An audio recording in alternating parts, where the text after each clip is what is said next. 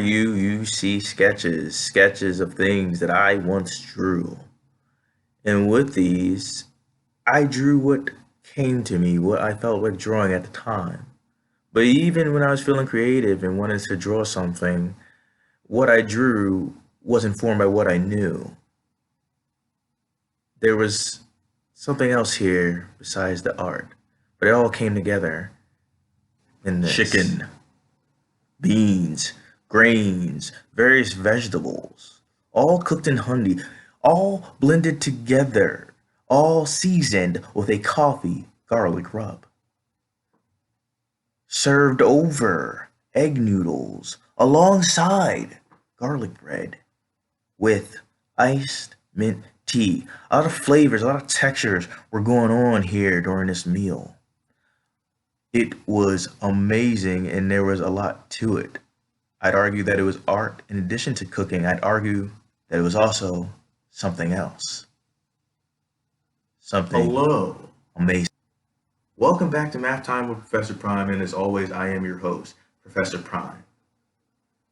There is a lot of art out there, and what art is, like I said in a previous video, is debatable, but expression comes up a lot, and creativity, and how something makes you feel or someone else feels. The artist is heavily involved, and people perceiving that art as well. Both are important, I feel. Now, what I did in some earlier segments is I showed a couple different things, and I wanted to do that because there's a lot of art out there, a lot of art that we make, and it's worth talking about, right? So, with that first segment, I had my theme playing that I made along with some lightsaber action there. Dare I say crazy lightsaber action. And I'd argue that that is art. That's what I was feeling at the moment. I wanted to get across the sound of emotion and making note that that motion, we can talk about that in a different way. We can talk about that mathematically, right? Um, and same with that sound. What I was playing, that can be dealt with too. Math is all over music, all inside of it. If you've taken a music class, you would have seen that. If you haven't, it's there, right? We look for certain rhythms, we look for certain flows, and there's so much more to it. Like when you're composing something and you want someone else to play that, you can let them know, well, what kind of scale are they working on?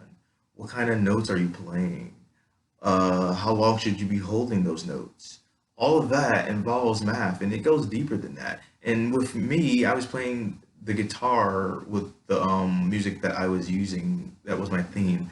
And with that, you can map that out too, right? Like you can use tablature, which I learned from someone awesome once upon a time, many moons ago. And with that, it lets you know, well, the same sort of thing that you would see if you were reading music, like how long do you play something for? Uh, what note? And in the case of tablature, what strings should you be plucking? Among other things. And to me, it's just crazy because we don't always talk about it, but there's a lot of math in that. And then for like the sketches that I showed, they were sketches that I drew. And with those sketches, and I mentioned a little bit in that segment, but I was being creative. I was going with what works for me, but that's also informed about what I've learned over time. And with some drawings, you can get really, really precise. So, like if you see something in a cartoon or something like that, right? They were very, very precise. They knew how, tall they wanted to make someone or how wide they were, and how they drew things. There was a certain precision with that. But whether you're being precise or using what you know to inform what you want to draw, there is still some math in that. And I think that's great, and that can be extended to animation. Like it gets insane. And for that last part, I brought up cooking partially because I'm obsessed with food, but also because I'd argue there's a certain art in how you cook. Now, me, when I'm at home, I do think that it's a bit haphazard in terms of like I don't exactly measure things out. However, there's a part of me that have done things enough that I'm measuring even if I'm not using a tool. And there's certain things to be considered with that, right? Because it's like, well, how much product do I want to make? How much product might I lose when I'm blending all this together and sorting it out? How do I want to season this? With how much seasoning? How much am I using of this material? How much am I using of that material? Like I said, at home, I'm a bit haphazard with that. I just kind of do with what I feel like, right? I am. There was a more eloquent way to say that. I go with what I feel when I'm cooking, but the truth, like I said, I'm still measuring things whether I'm using a tool or not. Like I've done it enough time that it just gets ingrained. But some people can get really, really precise, and I think that's amazing.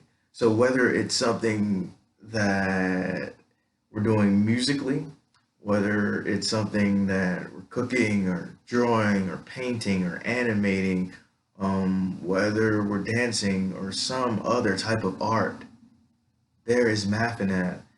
There's math in the food, how it's grown, how it blends together, how that cooking process works. There's math in drawing with like, well, what do you want to draw? What are the proportions that you're trying to get across? And so much more. And there's art and motion, but there's also math and motion. There's ways to depict that. And to me, that's all amazing. So I'd argue that knowing a bit of math could actually help you with those pursuits. And in many ways, it's unavoidable. And that's something that I wanted to get across in like all of these videos, that math connects us all. There's a lot of it in math.